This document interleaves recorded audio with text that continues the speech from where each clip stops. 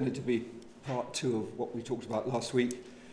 I'm looking on the tables for first chapters, and if anybody wants to produce anything or say something, please do now. If you'd rather privately show something or got some ideas, please come and talk about it. There's no compulsory side to that, but if you feel like writing something, either as a result of last week or what we're talking about today, or just generally, please do, because this is not intended, it was obvious from last week, it is not intended to be a promotional video for certain grades of student, because we're talking about general things about writing. But I hope that some of the ideas we could use, obviously scale down a lot for the juniors, but maybe some of the other grades, some ideas from this might be worthwhile, or more generally just in these long days while we've got time to think about things.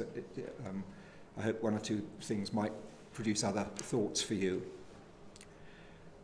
Last week we talked about beginnings and starts, and I want really to move to the other end of the storytelling process, the end. Well, we all know the classic fairy tale ending is they all lived happily ever after. That's the idea of a story that has difficulties in it and then comes to an ending which everything seems to come right. Prince Charming is there, Cinderella, and they get together. Although if you Google that now, you'll see that in our modern age there's far more unhappy endings to that than there are nice, pleasant endings. But the original idea of they lived happily ever after was that however much things had gone wrong, in the end they would come together. Well, Cinderella has all kinds of problems, if you remember the story, and it's not an easy ride to get to the happily ever after moment. For example, Shakespeare's take on Cinderella, which is King Lear, it ends tragically because his favourite daughter, the Cinderella figure, is dead in his arms, and the other two, Regan and Goneril, the ugly sisters from the fairy tale, are pretty dominant until right near the end of the play. Probably nowadays we tend to go more for what we call ambiguous endings, where you could read it as being happy or you could read it as being something else, where there's an element where it could work out to be all okay, and another element which leaves certain questions in the air. And you'll all have your own view about whether, when you're watching a program, a film for example, or a series, or reading a story, what you feel about the last part of it, the last couple of minutes, the last page or two. Do you like a nicely tied up ending where everybody goes off into the sunset happily, or is it a bit more like life, more jagged, more unresolved, more ambiguous, so that you could read it in one way being a happy story and in another way not? So through this morning I really want to have that in the background, really, that the classic short story might end like that. Happy, we've come through our difficulties, in the end it's okay. The modern feeling is very much more for dystopian stories, where utopia is a perfect world, isn't it? A lovely world where everything is okay and we have a wonderful time. A dystopian world is where things go wrong. And so many stories now reflect that anxiety of our world, really, where things do often go wrong, and it's only right that stories and films and books, plays, everything reflect that troubled world. But let's think about both of those ambiguous ways of ending a story as we progress through it. Moving to the first example I really want to take is somebody who has been, I suppose, one of the most successful writers of the last 30 years. This is to do with J.K. Rowling and the Harry Potter books. And again, she took what was a very well-established idea, the boys, particularly boys, school story, which had been going for 150 years or so. Tom Brown's School Days, lots and lots of stories about boys in school, lots of hijinks, lots of adventures, bad times, but coming through well. Always the good characters in the end came up top, the baddies went down. But of course the Harry Potter stories have lots and lots of difficulties in them. There's a very dark side to some of the stories, isn't it? The whole idea of Hogwarts itself is a very mixed environment. If we look at the very last line of the whole sequence, which is here then, the scar had not pained Harry for 19 years, all was well. But it is a scar, it's something he's gone through. He's not the little boy completely naive at the beginning of those stories. When she started, she could have had no idea of how many stories there were going to be, how successful it was going to be, how many film versions there were going to be of it. play versions. It's been a huge franchise, a huge operation, and she's brought it to an end now. As you know, she now writes detective stories under another name, and sometimes they don't sell as well because it's not got the J.K. Rowling name. So that's an interesting idea about how stories might work or sell. But her own version of the Harry Potter story was through the pain that he went through, the pain that had been there, the scar that had been there. It's still there, the pain of all the early adventures. The stories are really built on this trio of characters, aren't they, which again is a classic one, a boy and a girl.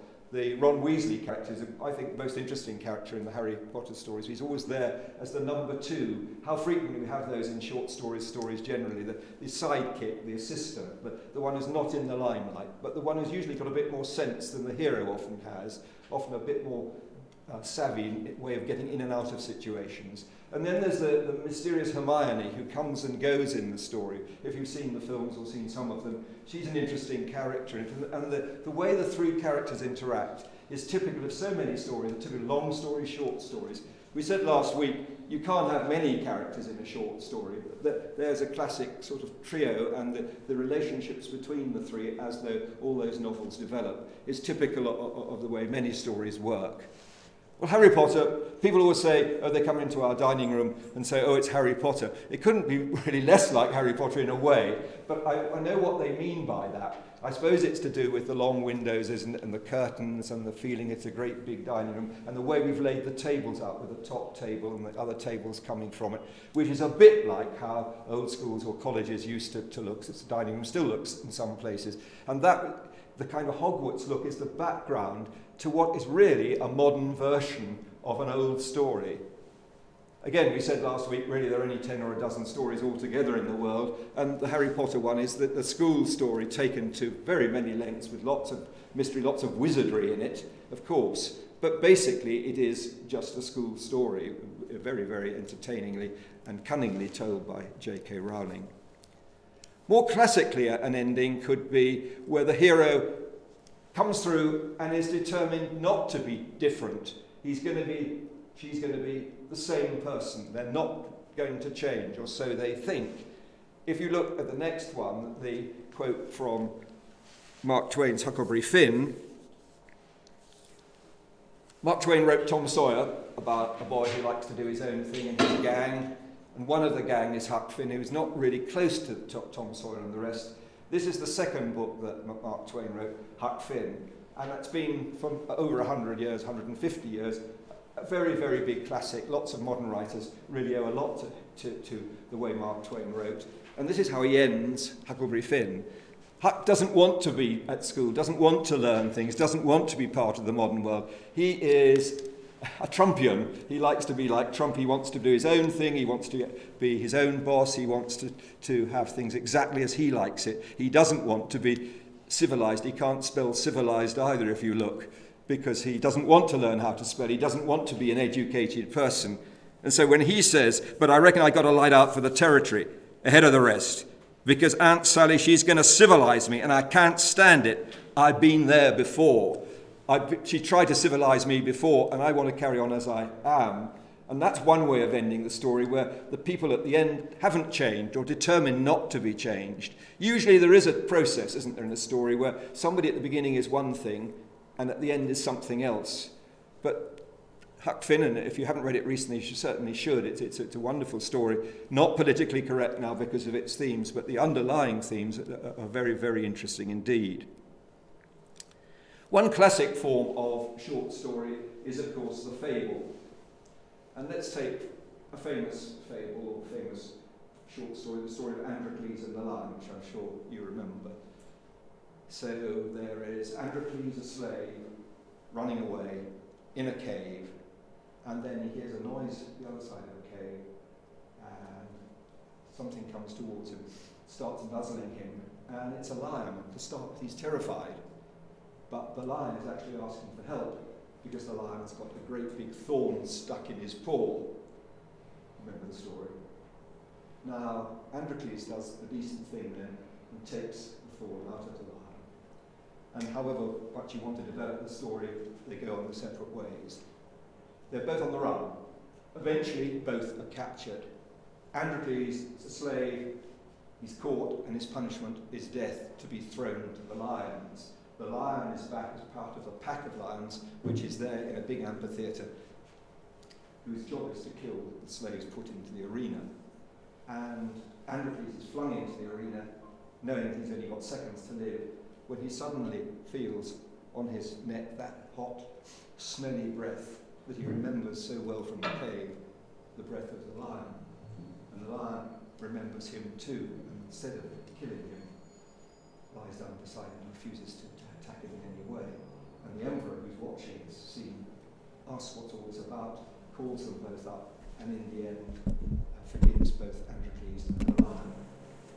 So the moral really is, if you do somebody a good turn, in the end, perhaps it'll come back. You'll be repaid in one way. It's a very short idea of how what we call a fable works, isn't it? A fable is a story with a sort of moral point to it. And lots of stories are rather like that. There's an interesting take by somebody called Jane Goodall, who's a biologist who works with chimps, monkeys. He's made a whole career in working with monkeys. And she was interviewed about a week or two ago about the coronavirus. And she said, well, this is nature's revenge. It's quite simple. This is, if you ignore nature, if you don't pull, as we haven't, if we've let the lion just go there, but haven't pulled the fawn out of the lion, this is what's going to happen. We won't be saved in the end because we haven't done our part of the bargain. So that the moral basis there is quite interesting. So Androcles and the Lion is in one form. Well, we can all think of lots of short stories like that. And a story which builds up to a moral point. The moral is it right or is it wrong? That's what morality is, isn't it? Are we doing the right thing or are we doing the wrong thing? If it turns out to be that by doing a right thing we get another right thing back, or by ignoring that, it makes things worse again. That's the way morality would work. And there are lots of parables or stories or fables that take that view. And it's a quick and interesting way. A story like that could only be 100 words, 200 words. It doesn't have to be long. If you think of some of Aesop's fables, they're very, very short, but they make very, very telling points in them. There are many short story writers that have different styles of writing, and I just wanted to pick out one or two thoughts about it. I know that juniors, for example, come across Roald Dahl because we're thinking of doing something of his, and Roald Dahl has become, again, a very popular writer. Started off really for children, but actually it's got, again, a rather sinister side to it. Lots of the children in the stories, and certainly lots of the adults especially, are very nasty, spiteful, unpleasant people in that. So if you've read any Roald Dahl or seen any of his tales of the unexpected, somebody might seem to be very nice, pleasant person, and underneath that, she's absolutely awful because she does strange things. She's very violent, she's very cruel, and so on. And Dahl, whether from his own background or wherever it came from, had this sort of side to his imagination which generally pulls towards cruelty, towards unpleasantness, towards unhappy things. Unexpected things in lots of those stories are, people are not what they seem to be. They seem to be one thing, actually there's something different. And we can all think of stories like that. And a story can be built around that kind of, the seeming Mrs. So-and-so was actually that. The man who seemed to be a very good military officer, he was in the army, had done a great career, actually what was he like? And again, we have very modern parallels for that, both in stories and in life. That difference between appearance and what's real, isn't it? That's something that storytellers often do. Roald Dahl in Tales of the Unexpected, frequently, what I called last week, the twist of the knife idea. At the very end, you realise that you've gone quite the wrong way, and suddenly it's all different. You didn't notice something about the main character, and at the very last page, it becomes clear that you've been misled, you've been tricked, you've been fooled. That kind of story is very frequent, and endings, of course, matter a lot there. What could suddenly turn everything from one type of story to another. In English writing, especially, irony is very important. Now, irony is the reverse of what you mean in what you say. And it's a very important thing. It's very important, I think, for one going to try to understand that about English writing. Because, and English people altogether, we're all much more ironic than you might imagine. If it was very, very heavy snow there today and minus 35, An English view would say it's not packed perfectly up, it's a wonderful day for March. Instead of saying it's actually an awful day, you might say it probably could be a little bit better, actually not an ideal day to go up to the countryside. Instead of saying it's actually a dreadful day, the English idea would be something ironic. In other words, you say the reverse of what's true. And Thomas Hardy wrote stories, he's a great poet as well, and a novelist too, writing about 1900, about 100 years ago. Life's Little Ironies, he called one of his books of poems this. And life's little ironies are good for stories, aren't they? Again, it's the same idea that we miss something, we don't see the other side of people. We miss the fact that somebody who lectures on economics, telling people how to run the country, how to save the country money, is actually personally a bankrupt. Person who's actually hopeless with money himself, but tells the rest of the world how to look after money. That would be an ironic state of affairs. And if you understand how irony works, the difference between what people might be saying and what's really true, then I think that's a big part of storytelling. Because one of the things we want to get through is that people aren't one level deep, they're not skin deep, are they? In the short story, we're trying to see beyond that, what people are really like. An English ironical writer is called Evelyn Waugh. You may not have heard of him. And he wrote lots of novels, but also some short stories. I mentioned Feasco, but I'm going to talk about another one today called Mr. Loveday's Little Outing. And this is what you might call an ironic story.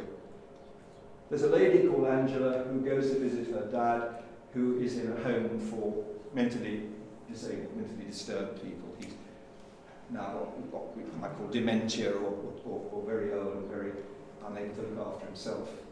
And in that home, there's another gentleman on the other side of the room who she sees over the years called Mr. Loveday, who's a very mild-mannered, polite gent, seems delightful, doesn't seem to be anything at all wrong with him. And she speaks much more often to Mr. Loveday than she does to her dad, who's fading a bit. And after a bit, she goes to the head of the psychiatric home and says, "What about this Mr. Loveday? He seems to be perfectly sane to me. What else is he doing in here?" And they try to look up his records, and he did some terrible crime 20 years ago and murdered a woman. But it was all a bit strange that the court case wasn't quite clear about it. Anyway, the result was that Mr. Loveday was convicted of being insane and sent to this home. And after a bit, Angela works on his behalf and decides that she can really push for him not to be let out, but perhaps have just a day, one day out, just to have half an hour out in the real open air. And after a lot of discussion, Mr. Loveday is allowed out for a day. He leaves in a very good mood, smiling, waving to everybody. And he comes back smiling, waving to everybody, having had this pleasant break, and perfectly happy to go back inside and resume what he was doing before. While he was out walking along the country lane, he saw a woman riding a bicycle. When Miss Lovely comes back into the home 2 hours later, that woman is found in a ditch, strangled to death. And so Mr. Lovely's little outing worked in another way. Now that's the way Evelyn Waugh writes, with a rather sort of dark side to it. But you're not really prepared for that, because you think the whole story is going to be about a nice little turn that Mr. Loveday actually could do with a day out, and will no doubt enjoy that and come back and be a better person. But he hasn't changed. The level hasn't changed. His spot says he actually is a murderer, and he comes back having murdered, and nobody can really believe it of such a mild man, and he's there being very gentle. He's mad as a hatter. He's waving to everybody the day after. Well, that's Evelyn Waugh's very ironic, sarcastic take on it. But irony, that can be a very good way of telling a story. Again, we're not ready for that. We're lulled into the idea that this is a kind way of behaving towards this person. Actually, he's in that home for a very good reason. He should be locked up and never let out of it. But the way the story is unfolded, again, 10, 12 pages maximum, gives us one channel, and in fact, we're ironically led into a very different conclusion from it.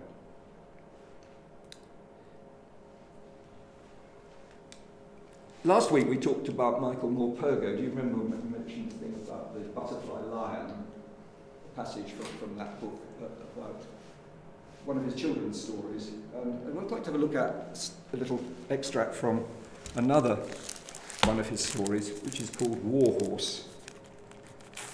If we can have those out.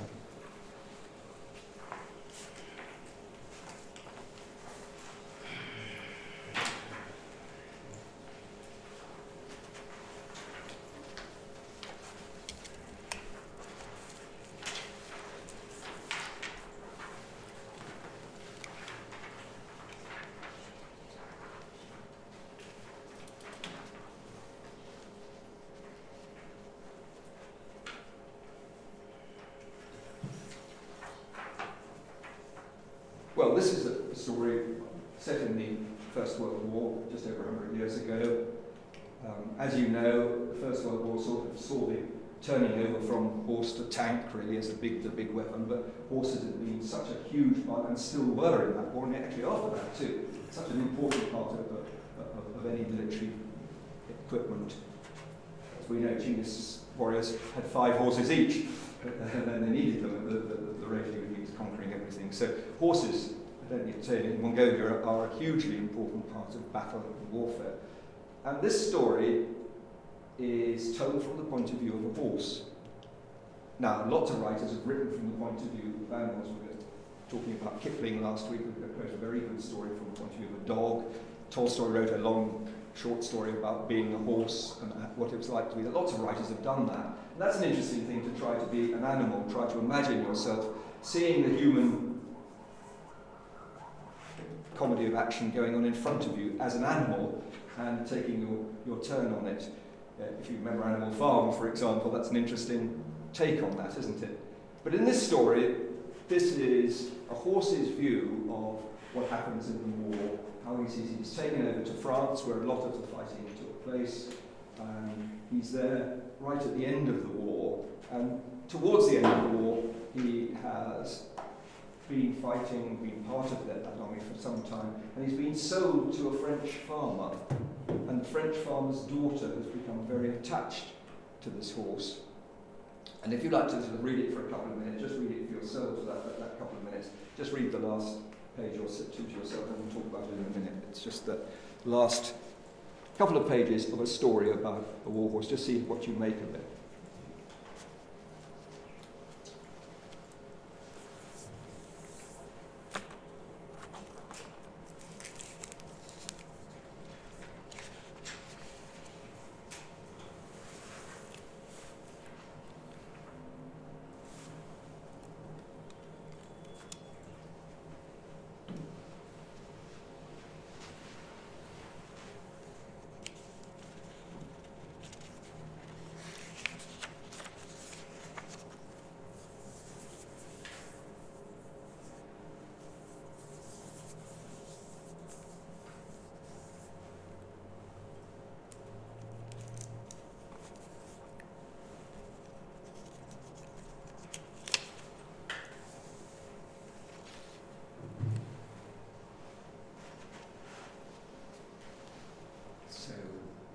Albert wants to buy his horse back, to take him back to England, and he hasn't got enough money to buy it from the French farmer.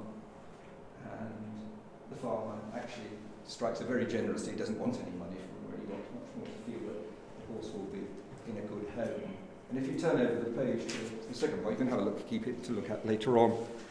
He gets back, and so I came home from the war that Christmas time, with my Albert riding me up into the village, and there to greet us was the silver band from Hatherley and the rapturous pealing of the church bells.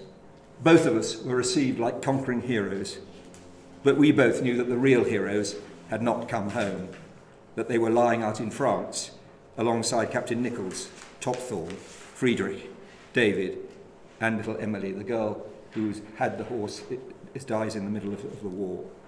My Albert married his Maisie Cobbledick as he said he would, but I think she never took to me, nor I to her for that matter.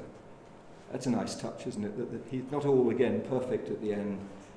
The Albert marries someone, and there's a bit of jealousy between the two, between the horse that he's been so fond of and his new wife. They never really get on. And so the story comes to its last paragraph, and it ends up with a very small point. He talked to me of many things after that, of his ageing father who doted on me now almost as much as on his own grandchildren, and of the vagaries of the weather and the markets, and of course about Maisie, whose crusty bread was every bit as good as he'd said. But try as I might, I never got to eat any of her pasties, and do you know, she never even offered me one. It ends up a little bit about food for the horse, which is still an important part. So again, an interesting byway. You don't have to end on a great dramatic drum cymbal note to a crescendo at the end. It can be a very quiet ending. Well, I'll leave these passages for you to have a little look at. War Horse was made into a very successful play, and it has toured the world with big puppets for the horses, puppets as high as this room, It was on the National Theatre de Salles, and I saw it there, and it's been all over the world. And you think, rather strange thing, how can we make a play with horses as the main characters as they are in it? But with these huge legs of these horses, and seeing things from their perspective, human beings are not that big. They're only up to their withers, really halfway up to the side of these big horses. And it sort of gives the horse's perspective rather than the human perspective. Which again, if you're going to write from an animal's point of view, is what you've got to try to do, is to put yourself into the mind, into the habit, into the personality, the physical personality of a creature, which is a very interesting way of writing. The idea of a perfect world that turns wrong is the theme of lots of books, and it's the theme too of one of the great English poems, Paradise Lost, which these are the last few lines of, if you just have a look at those next. Milton was a great English writer. He was blind a long time before he came to write Paradise Lost. And Paradise Lost is really the story of Genesis, the story of Adam and Eve, the first book of the Bible, who had paradise to live in. They could do whatever they wanted, they could have no work to do, it was the perfect world. But, as you know from the story, Eve was tempted by the serpent to eat the apple from the forbidden tree, and eating the forbidden fruit disobeyed God's instructions, and so man couldn't be perfect any longer, and in the end is expelled from paradise, is chucked out because of that disobedience. The story starts with Milton saying of man's disobedience and the fruit of that forbidden tree. It's what it's all about, the story. And by the end of book 12, we've gone through all sorts of different things. And then you have the two young lovers, hand in hand, walking out of paradise. It could so easily be a sort of thing we see on the screen in the last few weeks, really, people walking through those deserted streets, as we've seen. Young couples, say, who may find it very difficult to understand. We all do what that's happening now. And Milton captures this wonderfully in just 4 lines, if you look at that thing. The world was all before them, where to choose their place of rest, and Providence their guide. They could go in with the light, but they're coming out through the gates of paradise. They hand in hand, with wandering steps and slow, through Eden took their solitary way. Just the two of them on their own, and they're going out into the world, but they'll never recapture that paradise again. And that's a wonderful end.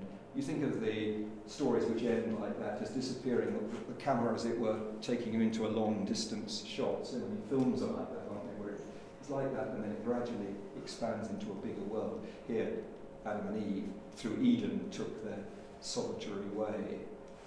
It's a wonderful way of ending a story in a sense that has an end to it, but of course it's just the start of the challenges for them in the real world. They're no longer in paradise, they've been expelled from a perfect world. One ending. Well, you heard a lot of my voice. Let's hear something now. We talked last week a bit about the idea of, if you remember, the guests were arriving at the Dacha. Do you remember I talked about that? The idea of you have a group of people coming together and what happens? You've got them in there. And this was the story that I mentioned last week, which 2 people meet, a boy and a girl meet. Lots of boys and girls meet at these things, and how does it work out? Well, Pushkin's story has this character, the Demon who meets Tatiana.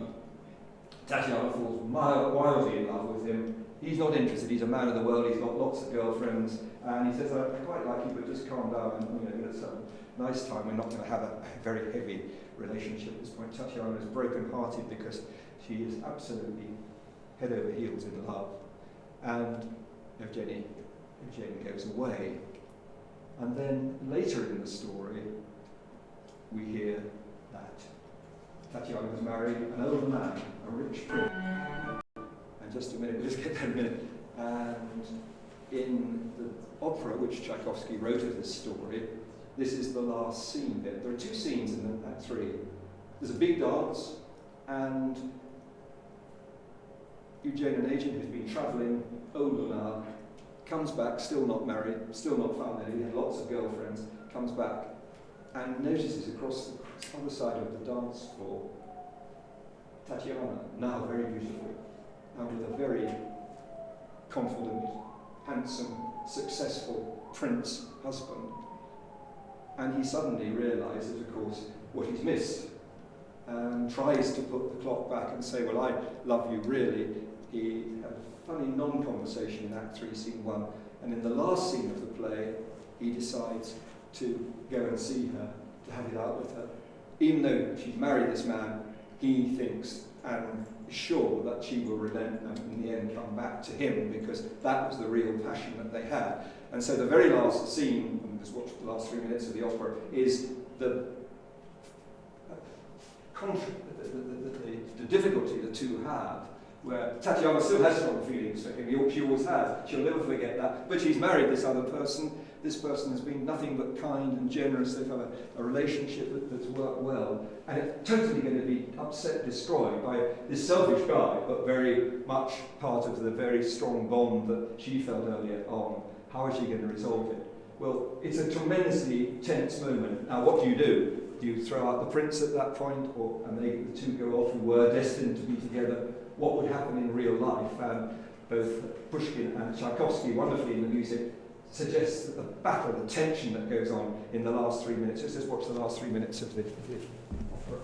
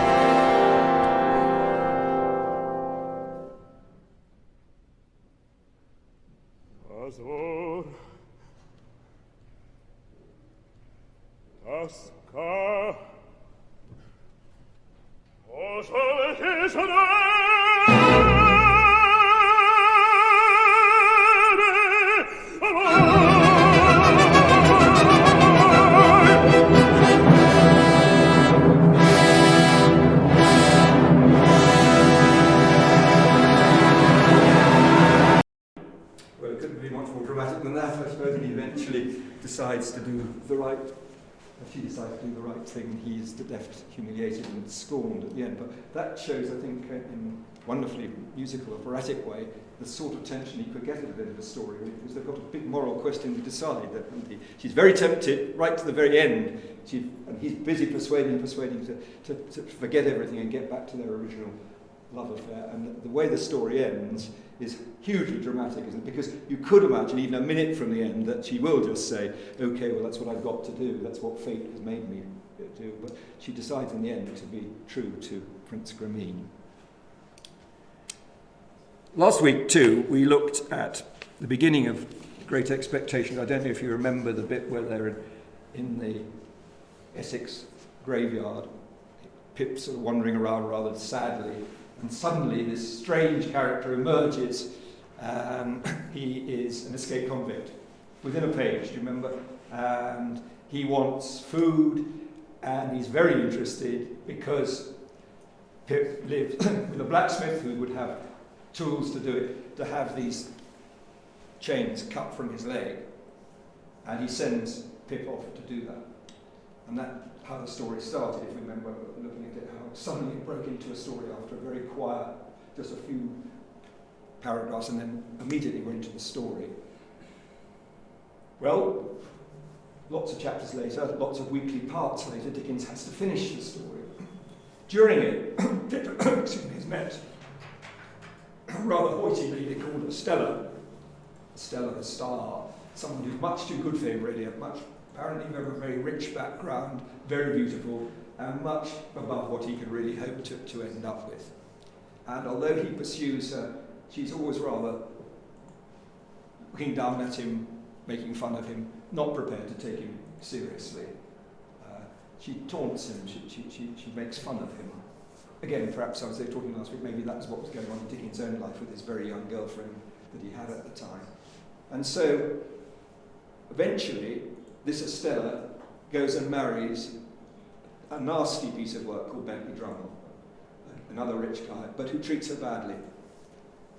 Pip has a life, first of all, in England, and then decides to go abroad. He goes and lives in Egypt for some years. And then, at the end of the story, Dickens has to decide what to do with it, really, what do you do with this story. Lots and lots of characters. How do you bring it to an end? What's the right way of doing it? So I want to have a look at this ending, and then at another ending that he was forced to write after that. So there are two bits to this. That's the ending.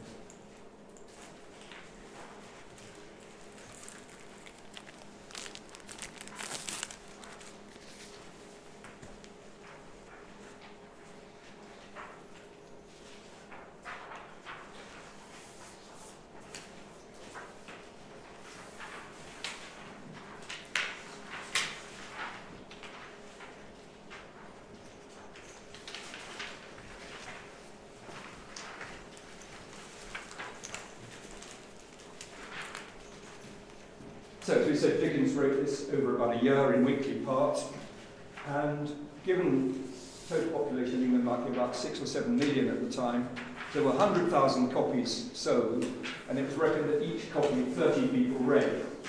So that's about 3 million people are reading each edition of this, which is about 30 more, something like 40% of the population, something like that. So a huge number of people, nearly everybody was reading this, so wanted to know what happened at the end of the story. And how do you end something that has been running for a year in a way that's going to be a satisfactory climax to it? Well, in the ending as originally conceived, you can see that the other ending. Have you got a copy of that?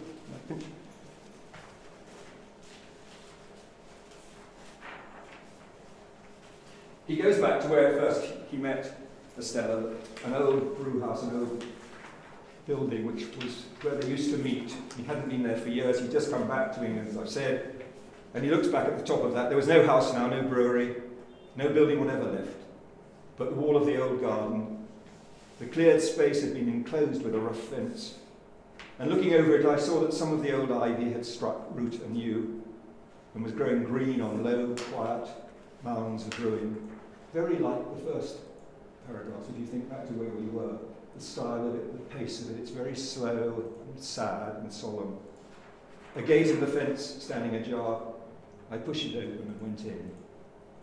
A cold, silvery mist had veiled the afternoon, and the moon was not yet up to scatter it. But the stars were shining beyond the mist, and the moon was coming, and the evening was not dark. I could trace out where every part of the old house had been, and where the brewery had been, and where the gate, and where the casks. I had done so and was looking along the desolate garden walk when I beheld a solitary figure in it. The figure showed itself aware of me as I advanced. It had been moving towards me, but it stood still. As I drew nearer, I saw it to be the figure of a woman. As I drew nearer yet, it was about to turn away when it stopped and let me come up with it. Then it faltered as if much surprised and uttered my name, and I cried out, "Estella!" I'm greatly changed. I wonder do you know me? The freshness of her beauty was indeed gone, but its indescribable majesty and its indescribable charm remained. Those attractions in it I'd seen before, and what I'd never seen before was the saddened, softened light of the once proud eyes. What I'd never felt before was the friendly touch of the once insensible hand. We sat down on a bench that was near, and I said, "After so many years, it's strange that we should thus meet again, Estella, here where our first meeting was. Do you often come back?" "I've never been here since." "Nor I." The moon began to rise, and I thought of the placid look at the white ceiling which had passed away. The moon began to rise, and I thought of the pressure on my hand when I'd spoken the last words he had heard on earth. That's referring back to the convict at a totally different part of the story. Estella was the next to break the silence that ensued between us. I have very often hoped and intended to come back, but have been prevented by many circumstances. Poor, poor old place. The silvery mist was touched with the first rays of the moonlight, and the same rays touched the tears that dropped from her eyes. Not knowing that I saw them, and setting herself to get the better of them, she said quietly, "Were you wondering as you walked along how it came to be left in this condition?" "Yes," I said. "The ground belongs to me. It's the only possession I have to relinquish. Everything else has gone from me, little by little, but I've kept this. It was the subject of the only determined resistance I made in all the wretched years. Is it to be built on? At last it is. I came here to take leave of it before its change." "And you?" she said, in a voice of touching interest to a wanderer. "You live abroad still? Still talking about dialogue? See how just bringing some dialogue at this point, just very short bits of dialogue, just a few phrases, works very effectively. And do well, I'm sure? I work pretty hard for a sufficient living, and therefore, yes, I do well. I've often thought of you," said Estella. "Have you?" "Of late, very often. There was a long, hard time when I kept far from me the remembrance of what I'd thrown away when I was quite ignorant of its worth. But since my duty has not been incompatible with the admission of that remembrance, I've given it a place in my heart." "You've always held your place in my heart," I answered.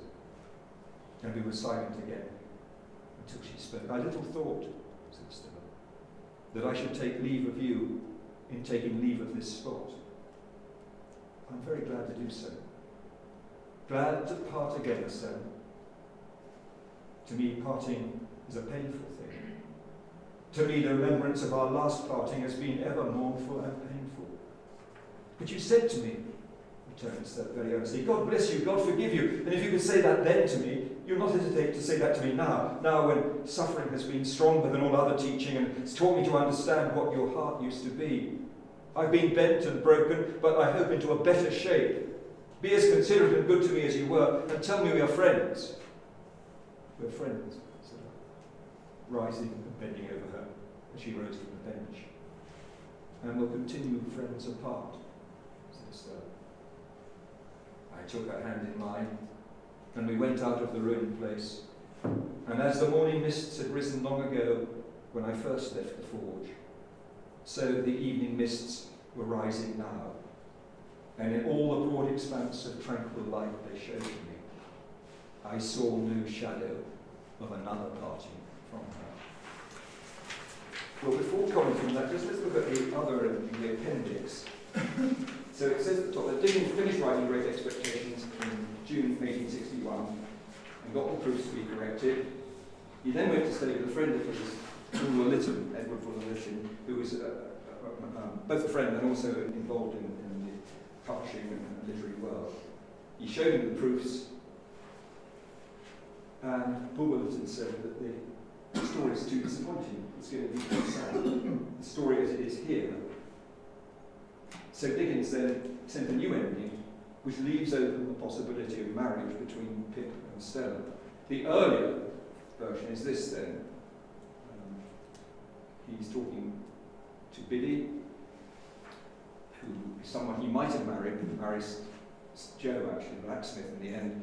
And Joe, Biddy had a son who they called Pip, little Pip. "Dear Pip," said Biddy, "you're sure you don't fret for her, Stella?" "I'm sure and certain, Biddy. Tell me as an old friend, have you quite forgotten her, sorry?" "My dear Biddy, I've forgotten nothing in my life that ever had a foremost place there. But that poor dream, as I once used to call it, has all gone by, Biddy, all gone by. It was 2 years more before I saw herself.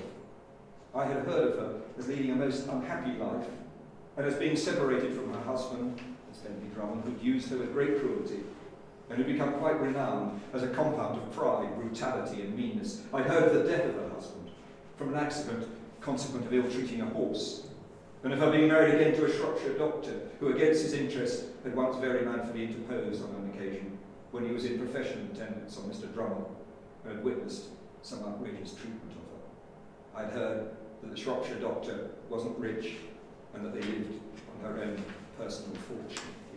I was in England again in London, and walking along Piccadilly with little Pip, when a servant came running after me to ask would I step back to a lady in a carriage who wished to speak to me. It was a little pony carriage, which the lady was driving, and the lady and I looked sadly enough at one another. I'm greatly changed, I know, but I thought you'd like to shake hands with Estella too. Lift up that pretty child and let me kiss it. She supposed the child, I think, to be my child. I was very glad afterwards to have had the interview, for in her face and in her voice and in her touch, she gave me the assurance that suffering had been stronger than Miss Havisham's teaching, and had given her a heart to understand what my heart used to be. That's the original ending we just read. That's the one that Bulwer Lytton said was too, not very conclusive really, that she meets him, they have a very, very short conversation. She says, "Oh, is that your little son?" It isn't, of course, but she assumes it is. In other words, that Pip's life has moved on, he's got a different thing going, and doesn't choose to reopen the wounds that were there before. It's just a very casual meeting. Well, when Dickens produced this, Bulwer Lytton said that won't do, and the longer ending, which we read first, is with what, if you read a copy of Great Expectations now, you'll read that. But it's one of the classic cases in literature where there could be two possible endings. And Dickens' first thought was not to make it a happy ending. Well, is it a happy ending even in the revised one? If you look at the last phrase of that, the last sentence in the revised ending, "I took her hand in mine, and we went out of the ruined place. And as the morning mists had risen long ago, when I first left the forge, so the evening mists were rising now. And in all the broad expanse of tranquil light they showed to me, I saw no shadow of another parting from her." Surely that leads us to say, well, did they get together? Or it's left as a question mark, isn't it? I saw no shadow. At that moment things were going well. Or does it mean actually they came together? And if you think about that passage, it's so very like the end of the Paradise Lost, isn't it? The two lovers walking hand in hand through this moonlit, deserted place.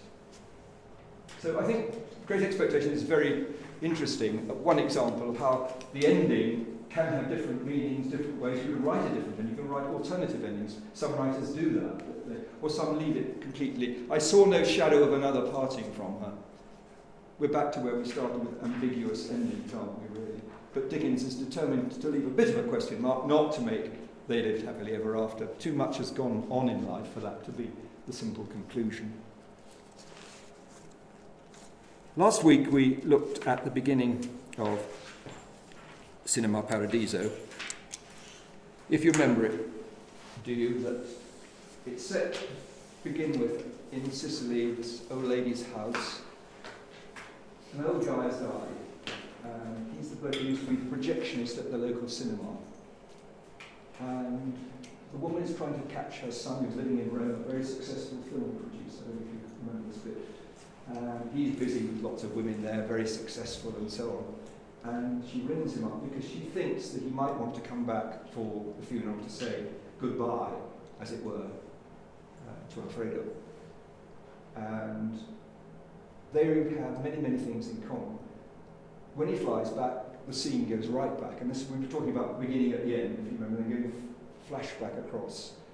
And at this point, then, we are early on, the little boy, I think we just saw the first scene of that. He's a little choir boy, young, 5 or 6 years old, and he's fascinated by the cinema. And he goes to work with the projectionist, often being a nuisance rather than a help, trying to get the reel sorted out. It's a very old, cronky old cinema house. And it's in Italy, where the priests don't allow certain things on the film. If there's any kissing, it's forbidden. Anything like that is thought to be very bad for the public to see. So you're not allowed to see that. So he has to cut out the bits of film of anybody kissing of all the films. And the boy gets very involved in this and helps Alfredo. There's a fire. The old projectionist gets very hurt by that, can hardly handle it himself. And he ends up actually running the projection, really, at the end. But of course, he goes away. When he returns, the cinema is being pulled down. He actually sees it coming down, and that's a sort of symbol. Symbols are important, are they? Metaphors of how the thing develops. And when he's leaving to go back to Rome, actually he's met an old girlfriend there, another very interesting side story to that, which was a missed opportunity, another thing that could have been so different. He takes the plane back to Rome, and just before he leaves, his mother has handed him a little box with a reel of film in it. And he's no idea what it is, and he goes back into the little projection unit, and the last scene of the film is him playing what he's been given.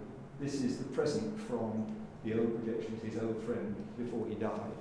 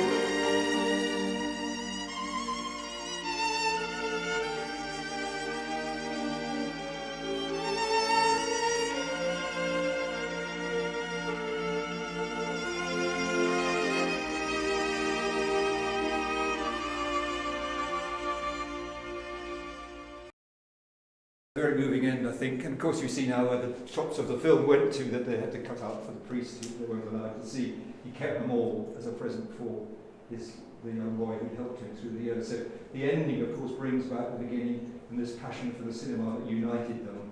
And also, in a very, very special way, brings out this sort of craziness for the cinema that has been this man's life as well. So that, as a young boy, translates into everything he did afterwards.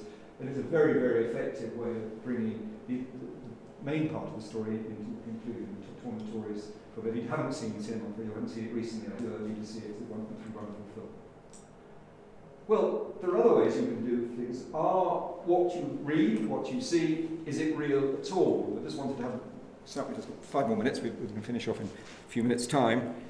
At another very famous film, this is by someone who is known really for making westerns, Sergio Leone, an Italian film director. Once upon a time in the West, he made lots of spaghetti westerns, very, very tough things. But he also wrote one of the great gangster films, which is set in the Lower East Side in New York, and it's about a young Jewish gang of boys who start doing little robberies, get bigger and bigger robberies, try to rob a bank, and some people get killed. It's a dreadful progression. They go to jail.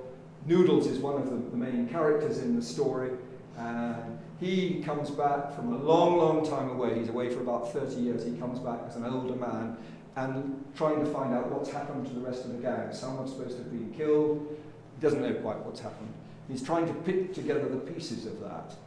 But eventually, he has to take a big decision at the very last few minutes of the film. And after that, he goes back to somewhere where earlier on he went to hide from gangsters, actually, to save his life. And he goes to an opium den, a Chinese opium den in New York, because he thinks he can be safe there. He was safe there. They protected him, actually got him out of the building so he wasn't found by the gang who were searching for him. And at the end of this film, something dreadful has just happened. Noodles, the key hero, Robert De Niro in the film, decides he wants to go back to this place. He feels at home there. He feels relaxed. He can take a sip of the opium in his pipe, and the world's problems start to fade away from him. If you just watch the last 2 or 3 minutes, what of course it suggests is, as he dreams away with the opium, has the whole story been a complete dream?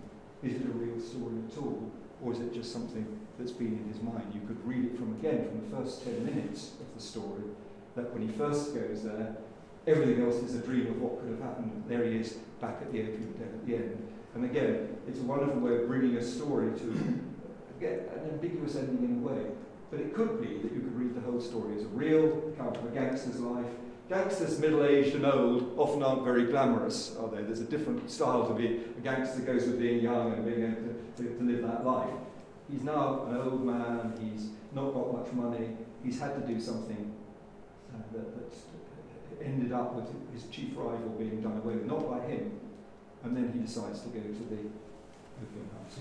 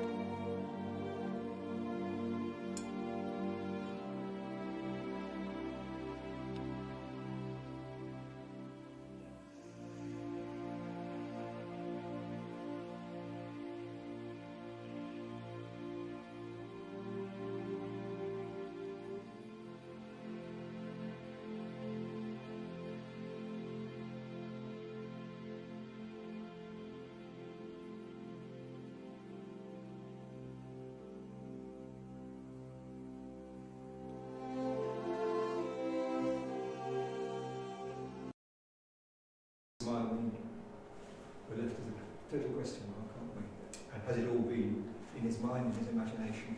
And that's one way of taking a story, that sort of cross-cutting, intercutting. In the film we talk about cross-cutting and intercutting, how you change scenes, cutting into different scenes, different acts. And in storytelling you can do that just as well, can't you? Move between different stories, different themes. And in the end, we've got this feeling that we're not sure whether it really is going to be something that he's dreamt up.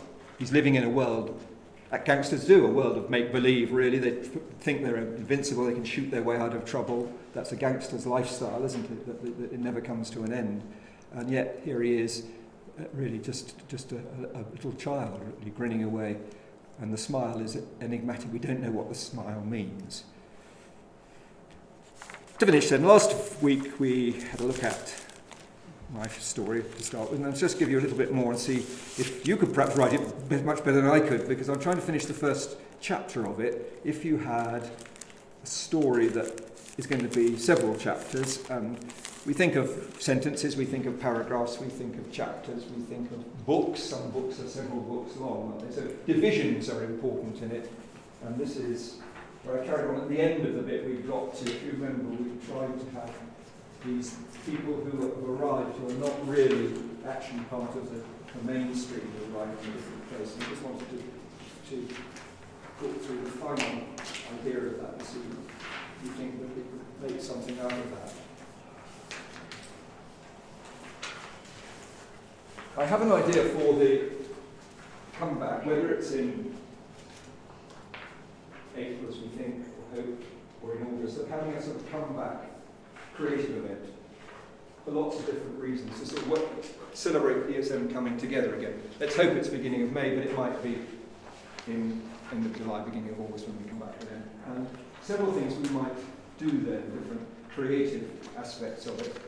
And I thought really something could be, not with me doing this, but a story that could be animated by our art department, because that's another thing we haven't talked about, graphic novels much, and graphic stories, which are really to do much more with the pictures, the way that they're illustrated, rather than the words that do them. So I was trying to develop a story which might do for a little part of that celebratory concept as an animated kind of graphic novel. Well, we left it, I think, with the three were being targeted from above. They come back to school, but of course they're not really who they said they are. And what I've tried to do is suggest that the technology isn't completely faultless. This is from a civilization 100 years ahead, trying to think back 90 years, but they don't always get it quite right. And what I've tried to do at the end of this chapter is to suggest that, trying to slow things down, and then trying to use the most time-honoured thing for an end of a chapter in a book or a story, which is, of course, the cliffhanger. The cliffhanger is the idea that we don't know whether you're going to hang on to the cliff or you're going to fall down, and that's the end of lots and lots of chapters, lots of stories, isn't it? Lots of ways that you can keep a story going. Visually, of course, it works in many, many things that we see, but it also works in stories a lot. So I've tried here to build up to that point. And they had to be careful. The Asgard facial and body profiling was accurate down to the shape of fingernails, mole marks on the skin, and intellectually how the trio thought, the knowledge they'd need, the local awareness. These had been gone over meticulously through robotic programming. The exacting temporal setting, how to set these Asgard androgens in Northern Hemisphere Earth in March 2020, was more problematic. The expectation module had programmed all that it could introduce from nearly a century ahead of the destined 2020. But some of the modelling wasn't accurate enough. Small mistakes crept in, especially over cultural and social habits. Alton already knew this. Stopping the Toyota by an OVO on the way into town, the Asgard visitors, to display local knowledge, had circled the stone cairn 3 times, as might they considered some Mongolians out of respect. But they'd walked round the cairn anti-clockwise. That's in the wrong direction. From the side of the road, a boy herder sat on his horse with his goats round him and watched them. Alton noticed him and saw the red error bleep on her hand control when she got back in the car. The Monday morning cavalcade passed off without incident. Altan stood through the short staff briefing and went up to teach a punctuation exercise in English on the Leonardo floor, just as Control on Asgard had rehearsed. Her English was fast, fluent, and deliberately just a little imperfect, with an Asian grasp of plural and articles. She smiled, and two colleagues chatted to her over a cup of tea in Coffee Corner about the weekend, just as the programming had provided. Oyon found chemistry less interesting than Dulgun, a boy who attracted attention in the same grade 9 set with bags of charm and a forceful top knot to his hair. Again, this human chemistry had been modelled remotely and in role play at Asgard High Command. Temulan spent the morning out in his PE kit with the Traore Wolves FC top, never far from a sports hall B and a football. The Asgard processing had produced Wolves as the Premier League champions, borrowing from 2021. The infiltration was working well. DNA sequencing had all but replicated the real Altan family in every respect, bar a hugely perceptive study. Where the real family had been left in arrested motion in cabin 21 out at Red Ox, their clones were finding their way onto the ESM circuit. Through many rehearsals, the Asgard trio had practiced a canny mix of family awareness and social reticence, reacting in friendly ways but never the one to start a conversation, to draw the curious to their attention. In their different styles, Altan, Oyon and Tem grew in confidence as the morning wore on, but not for long. The school had settled to lesson 5, 11:42 a.m. and 1 hour to lunch.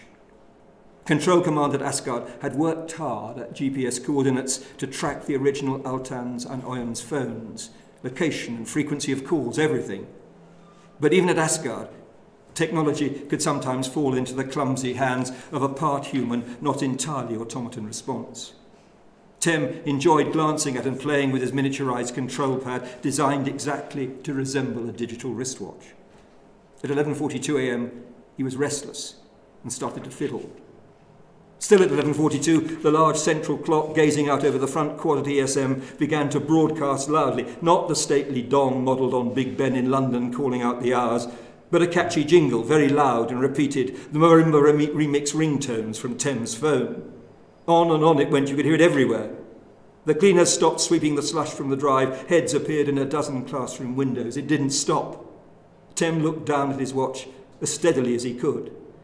Outside, the operations manager, Jargo Saikan, scurried out over the front steps in his hard builder's hat and clutching his megaphone to assess the danger.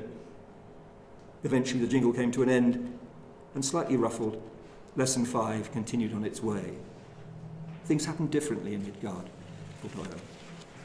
The plan had been to be of no comment or notice at all. Having melted into the school, Asgard's instructions were to examine how a second wave of invaders might lose themselves, become immersed in the town, establish whether or not Ulaanbaatar might be a suitably discreet landing place. And if the clock behaved itself, the signs looked good. ESM seemed too busy with itself to notice anything a little unusual. The cleverest and subtle Asgard's planning, though, could not have predicted what happened next. Everyone was used to the TV screen by reception, visualizing in endless repetition the pair of hands squeezing the soap round and round, the wash your hands video. In a second, the screen blanked, and a jolting 3-word message filled the gap. Grade 5 alert. The ultimate signal, never seen at the school before. A siren blared. In a moment, the front hall was a mass of running bodies. So I'll try to end on a note where you want to find out the pattern. So we'll see what happens with that. So thank you very much. Beginnings and endings. I'll give the stuff online if anyone wants to. Thank you very much for listening to me.